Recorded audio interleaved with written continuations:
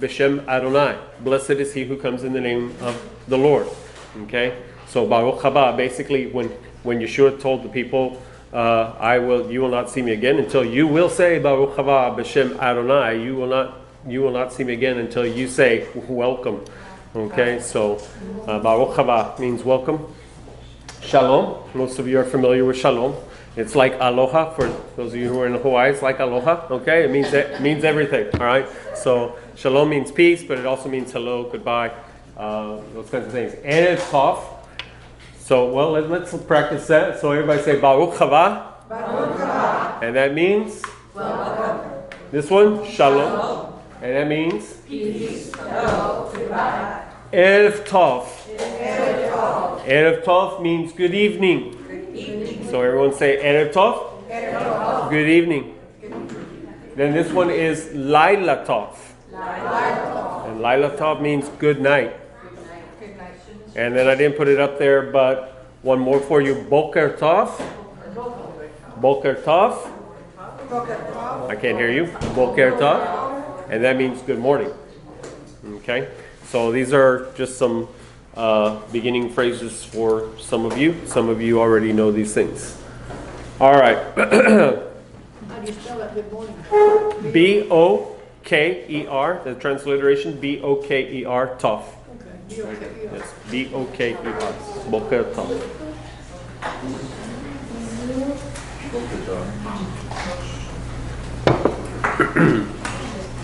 All right. We have some words up here for you. The first one you've already had, but we put it up there again for you. These are,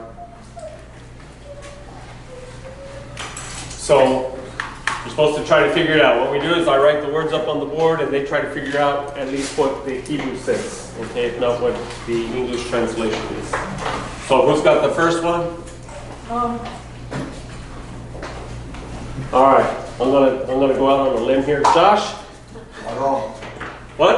Adom. Adom. Give it to me. Let me get my pen. Marker. Okay, so Aleph. is Takes A. Dalet. C. No vowel. O. And then M.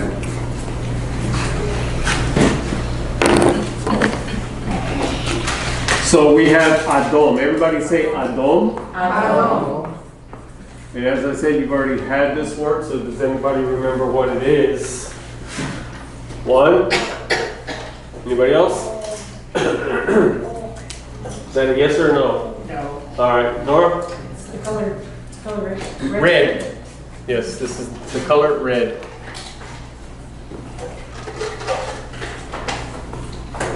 And remember we talked about they have on the ambulances, they have a red Star of David, and they're called Mogen Adon, meaning the red star, the red shield. All right. And we talked about how this is related to what? Blood. Blood. What's the word for blood? Dam. Dam. And then it's related to Adam. Okay, so dam is blood. And what now? Adam. And Adam is man. Human. Very good. So when Hashem called the first person Adam, he called him human. Hey, human. Get up, human. All right. So you have Adam and then Chava. All right. So And then Adamah. Adama. Very good. So you have Adama, and this is actually the root of it all. So then does that mean that the dirt was red? Very nice. Could be clay. Okay. Water. Sorry. Adama is dirt. Okay, so from Adama you get Adam. From Adam you get Dam.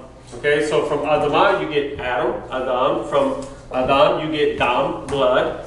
Okay, from Dam you have Adom, which is what color is blood? Red. Red. And so you have this word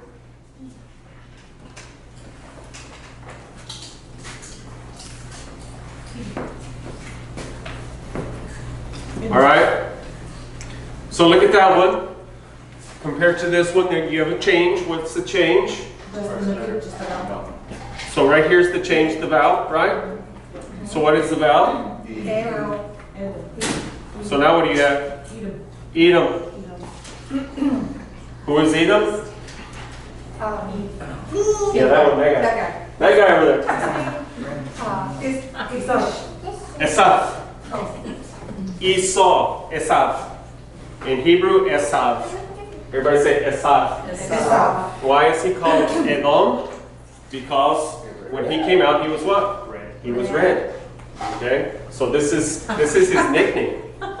Okay? This is his name, Esav, but they called him Edom because he was red. Remember, he came out red and hairy. Okay? So, Edom, so the Edomites. Okay? And the Edomites and the Moabites are related.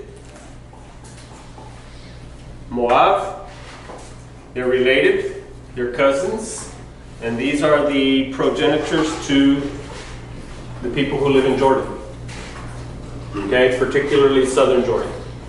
Those around the Dead Sea area, that area over there. Okay, so the Edomites and the Moabites. There's a very famous Edomite. There's a very famous Edomite who lived in the time of Yeshua.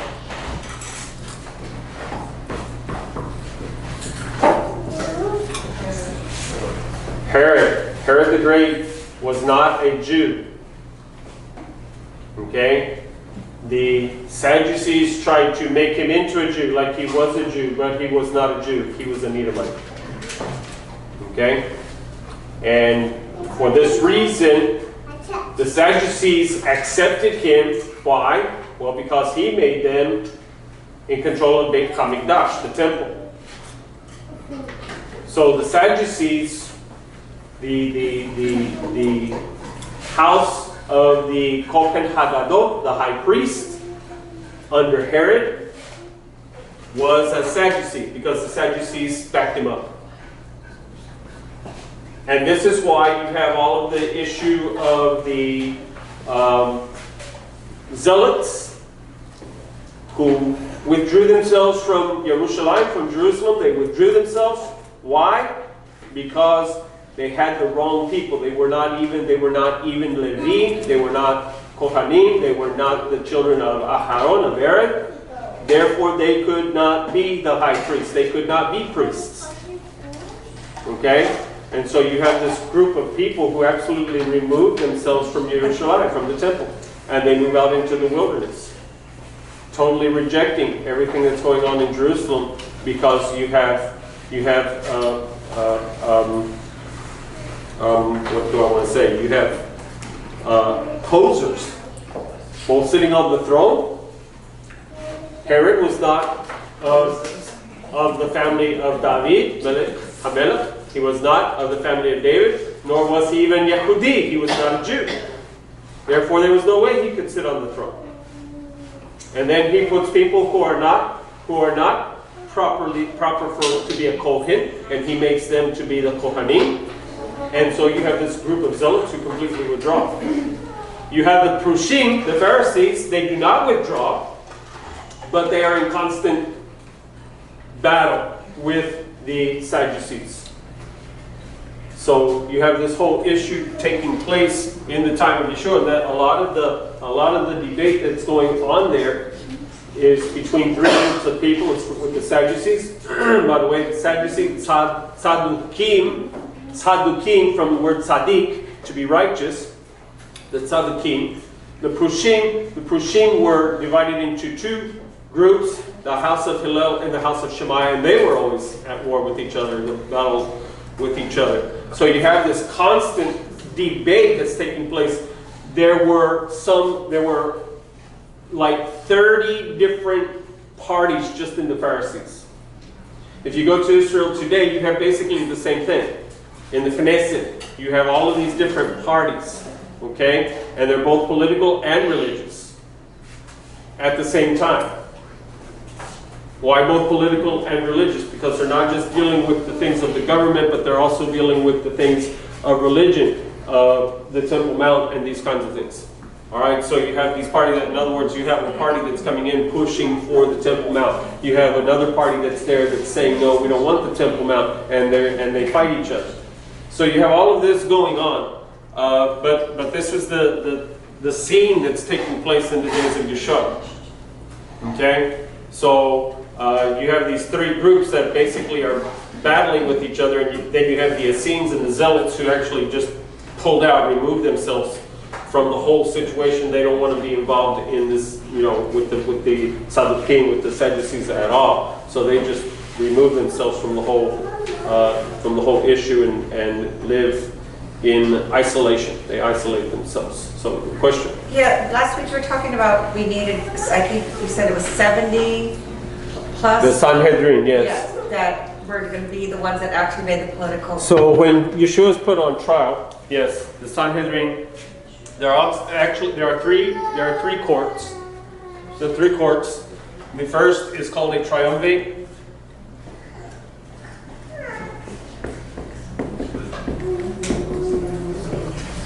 And so you have this here saying, tri says 3, so you have 3 judges.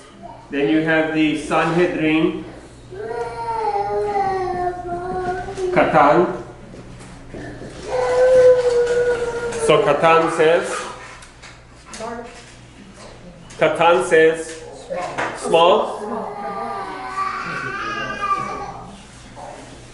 And then you have the Sanhedrin Gadol. And Gadol means large.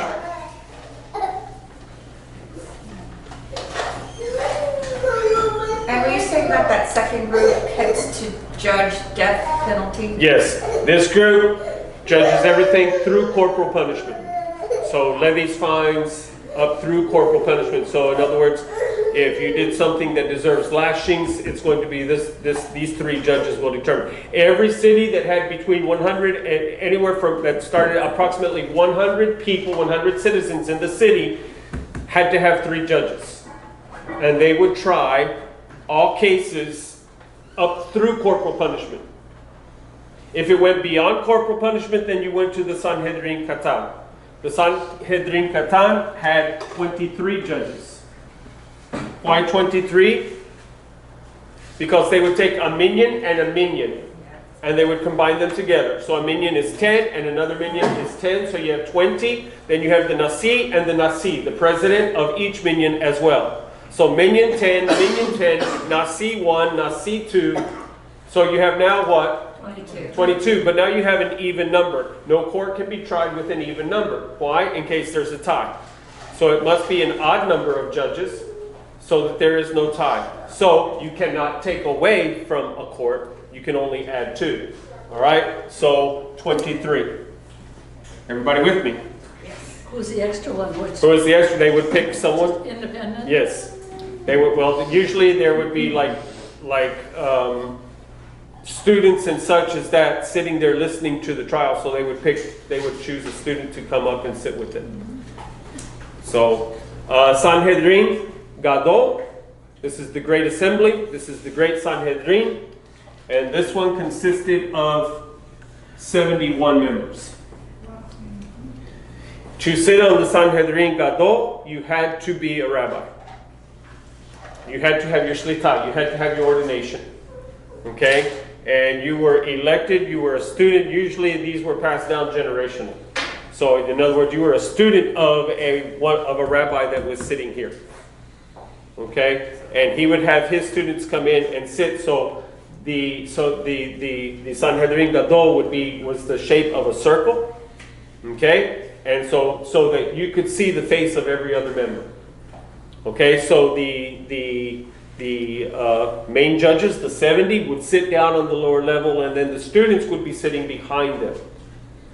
So you would have 71. Now, why was this necessary? Because if there was a trial and they could not come to a conclusion, they would start adding judges. Okay? And if for both of these, this is a death penalty and this is national. So this is from this tries capital cases and religious cases. This tries national cases and religious cases. Okay? If they could not come to a conclusion, and in order to come to a conclusion, to acquit, you only needed to win by one vote. But to find guilty, you had to have more than one vote. You had to win by more than one. In other words, like ping pong, you had to win by at least 2 votes, okay, in order to find guilty.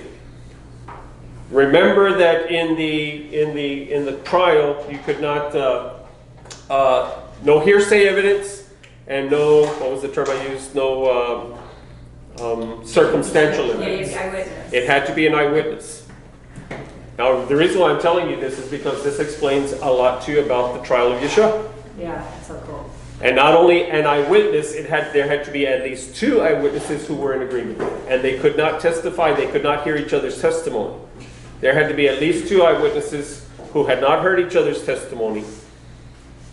And they basically had to agree. Now, to be an eyewitness means they literally had to have seen the act. It's not that they heard about it. Not even if they heard it from the person who's accused. Say, in other words, if this guy goes up to one of them and says, I killed it, I did it, I killed that person or whatever, that was not good enough. I had to have actually seen the act happen with my own eyes. That's what they mean by an eyewitness. Okay? So then they go to make judgment. And they will begin debating. There must be an argument for acquittal. Now you compare this to the trial of Yeshua. There must be an argument for acquittal, and that must be the first argument. The first argument is to acquit. Only after argument has been made for acquittal is there an argument made to convict. And they will debate back and forth. They will hold a series or round of votes after the argument. If they cannot come to a conclusion, a person they will give the judges an opportunity to change their vote this way. If you voted to convict, you voted guilty, you may change your vote to acquit.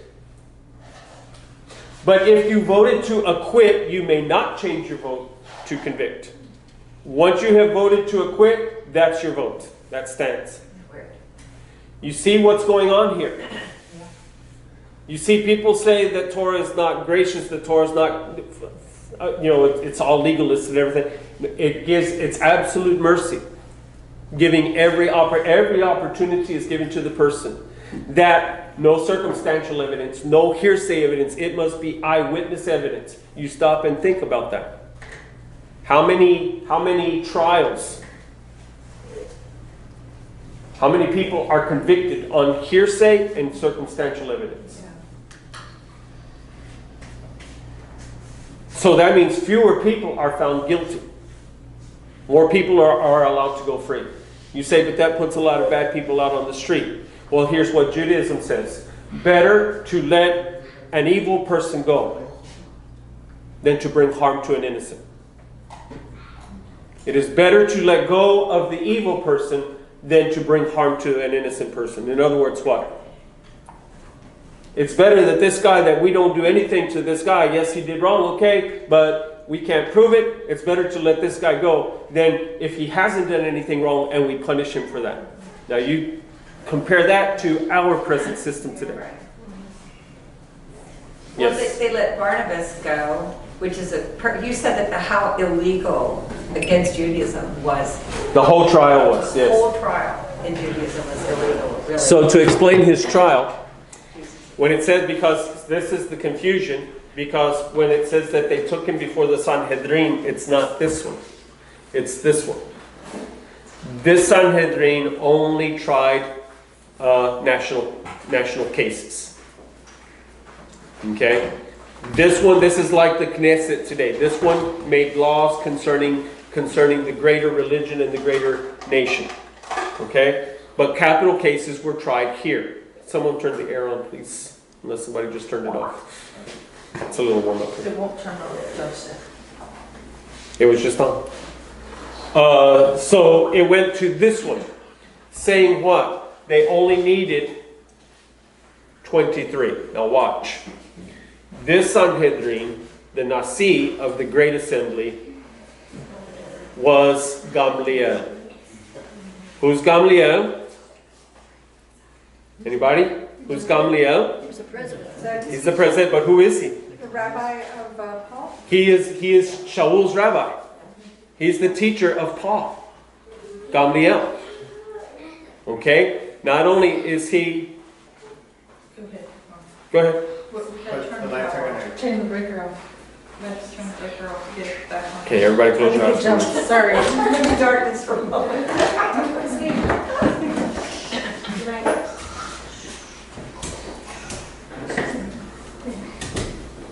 Now? No. So,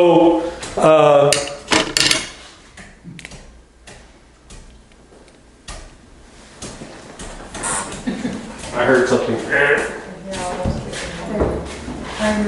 It's the top right one.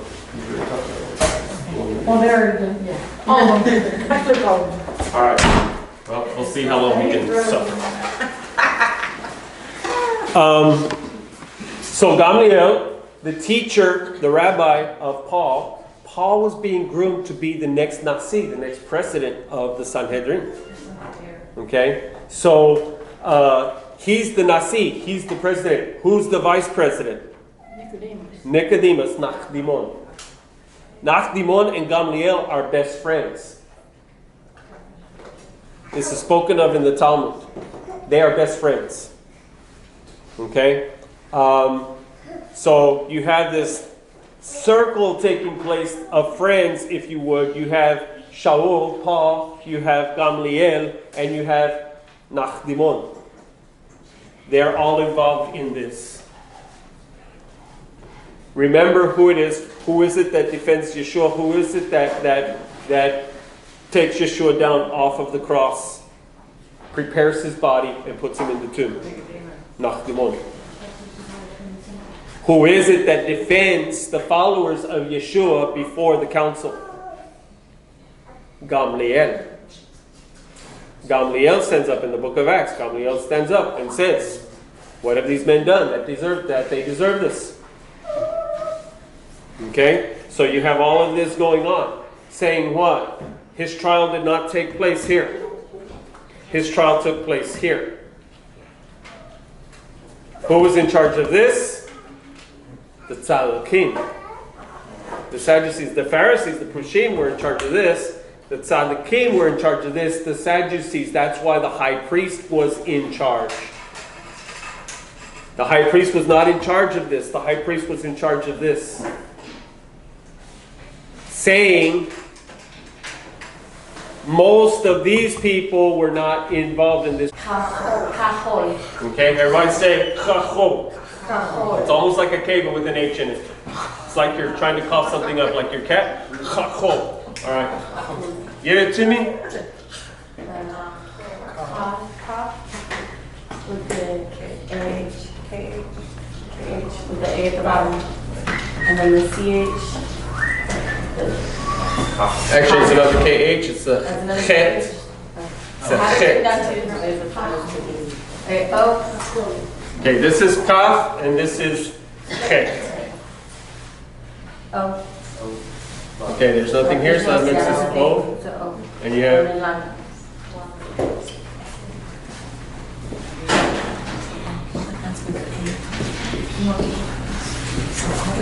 and kafo is blue. So everybody say chachol is blue. Blue? Yes.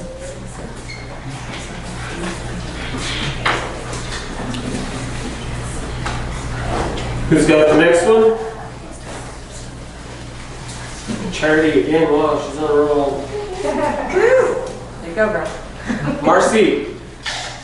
Yarok. Yarok. Very good. Yarok. Everybody, Yarok. Say it again, Yarok. Now the resh, the R, is not a forward roll, it's a backward roll. It comes from the back of your throat, so it's like you're swallowing your R. Yarok. It's like if you talk baby talk, you know, they can't say they're off right, and so they say they're off like this in the back of the throat. So it's Yarok. Okay? So it's a roll from the, it's not like Spanish where it's a rrr, it's from the back. Alright? So Yarok. Swallow it. Okay, give it to me.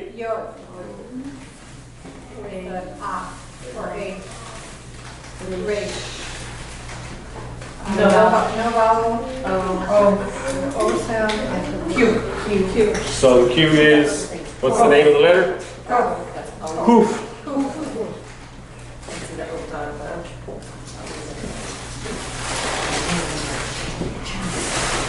Yarok, and Yarok is green.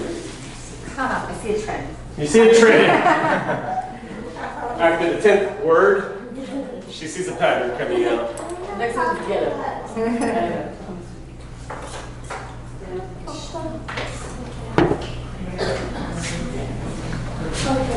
Okay, who's got it?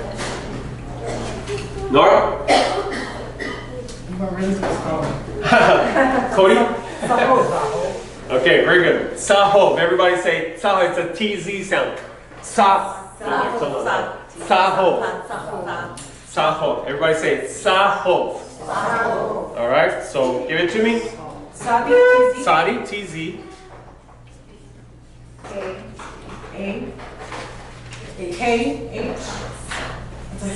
Hey.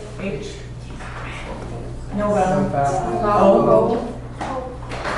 Okay, so it's a bait, but there's no dagesh in it, so it's a V sound. If it's got a dagesh, it's a B sound. Okay? But there's no dagesh, there's no mark in the middle, so it's a V sound. It's a soft Saho. In Charity, you were right.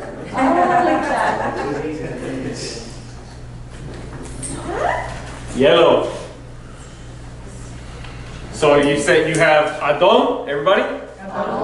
Which is Red. Chachol, which is Yaok, which is Green. Sahov, which is Yellow. very good.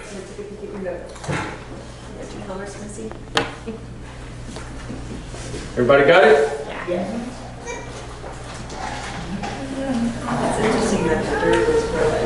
All right, tonight we're going to talk about attributive adjectives. What were we talking about last week? Well, that was one of them. In general, what were we talking about? Inflection. What is inflection? Inflection is a change. A change in what?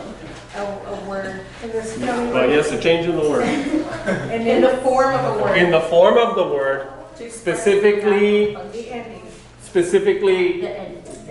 not necessarily the ending, specifically it's going to be the vowel, it's going to be letters, okay? There's a change in the spelling of the word, in the form of the word, so that it can function appropriately with its noun. Okay?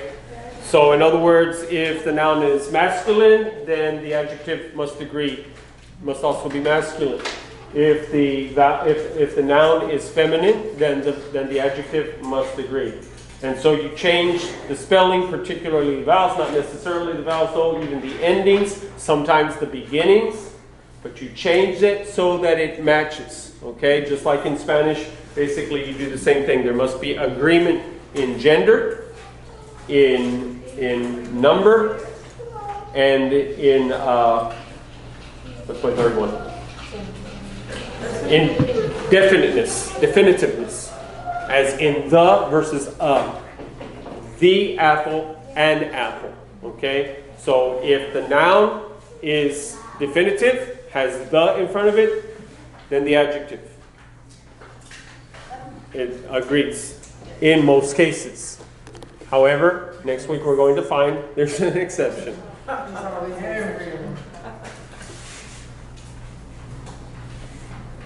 All right, so studying the tree of life, we know that we call the 10 spheres what? Sephirot. In English, attributes.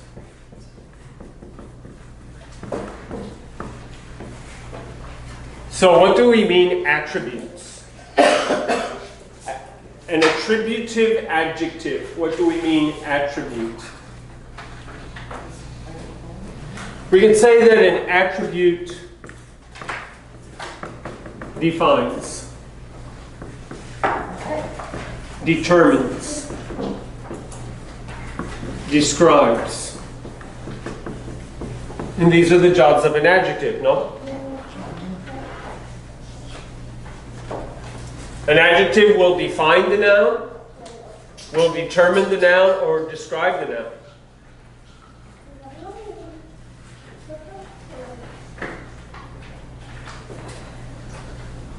So,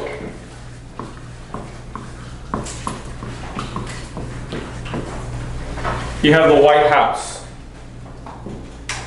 Okay? So this is the noun. This is the adjective.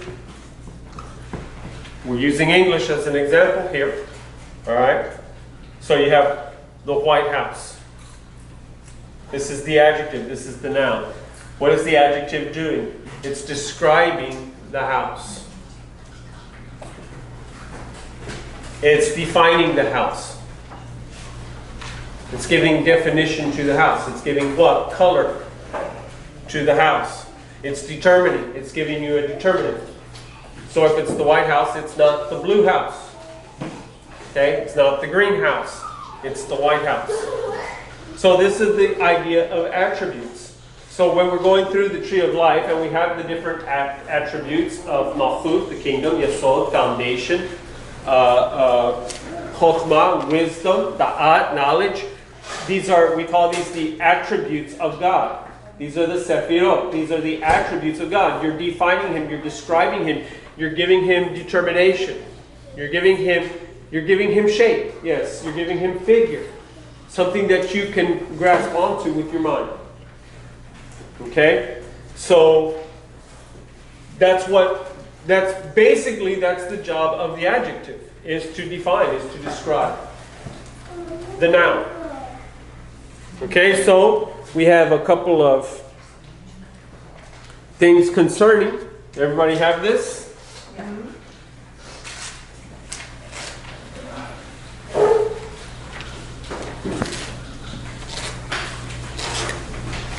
So in Hebrew, attributive adjectives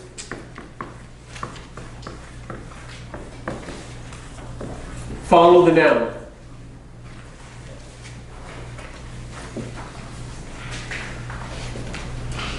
An attributive adjective follows the noun. Same, it will always come after the noun. So you have the noun in Hebrew, you have the noun first, and then you have the adjective. Except you're going the other way, right? Yes. Right to left. So you have the noun first, and then you have the adjective. So in the attributive state, the noun will always, the adjective will always follow the noun. As in español, es Casablanca. Right? So in Spanish you have casa, which is blanca. So the blanca would be an adjective, would be an attributive adjective. So you have the same thing taking place in Hebrew. So you have in Hebrew Kohen Hagadol.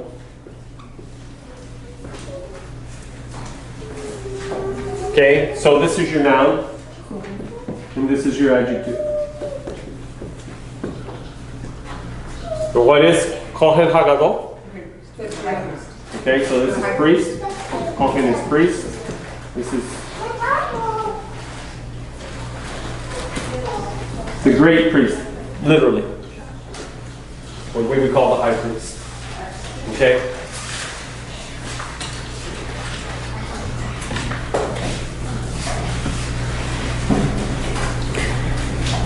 But that's not a good example. Because there's always an exception, right? So, second thing.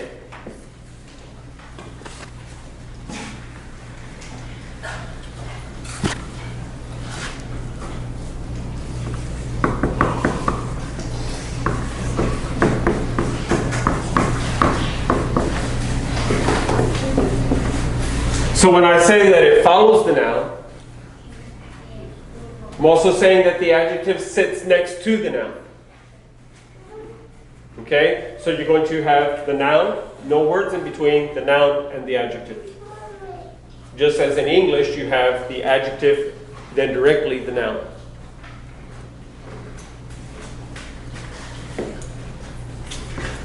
The third thing is that it's going to be in agreement with the noun.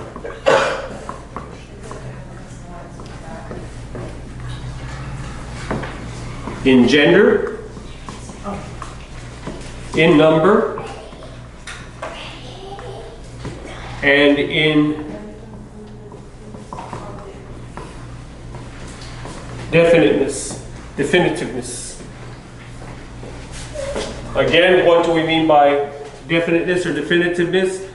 Whether or not it has the, or a, or an. This is the definite article. This is an indefinite article. The makes it definite. The table, that's a definite article, the. A or an is indefinite in that if I say a table, it can be any table. But the is talking about specificity.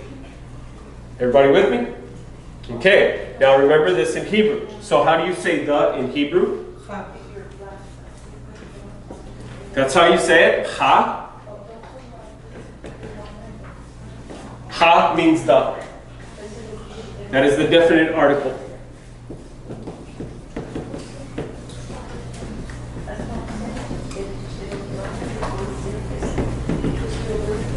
So ha means the. If it has ha at the beginning, the way they do it is, the way it is done is it is added to the noun as a prefix, or to the adjective as a prefix to the word. It becomes a part of the word. It's not a separate word. It becomes a part of the word. So ha, the, becomes a part of the word. If it has this at the front of the word, ha, that is making it definite. That's the definite article, the. If it does not have ha at the front, if it just starts, that by implication is indefinite. In other words, in Hebrew there is no a or an. If it doesn't have ha in front of it, then it is indefinite. So if I just say Kohen,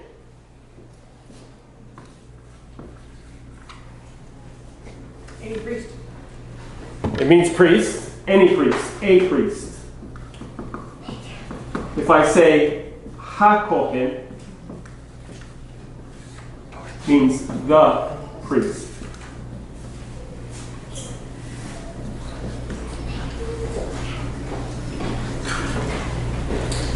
So, in the attributive, that is where the adjective is sitting with the noun.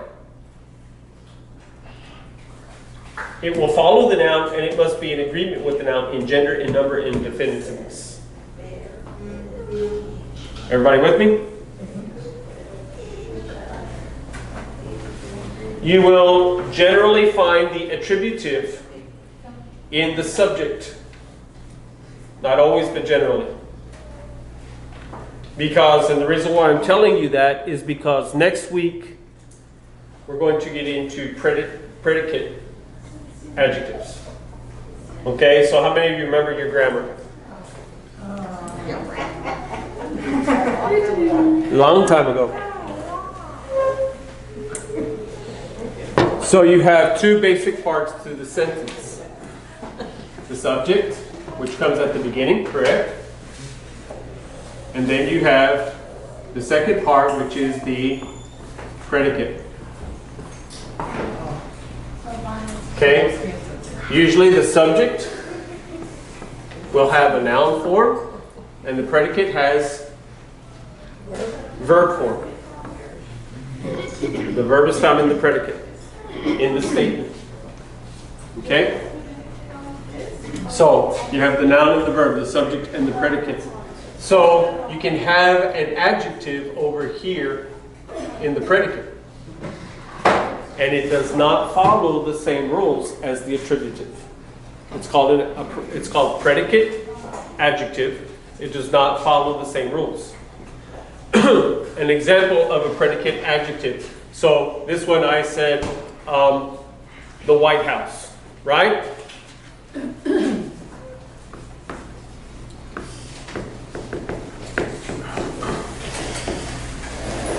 Okay, so the adjective is attributive. It's next to.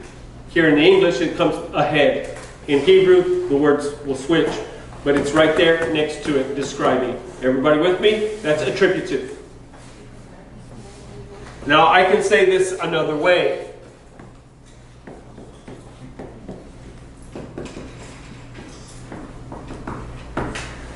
Right? The house is white. I can say that, correct? I'm saying the same thing, but what have I done? I've taken the adjective and I put it in the predicate. It's coming after the verb. Saying the same thing. Okay? So we're not going to get into the rules of that tonight.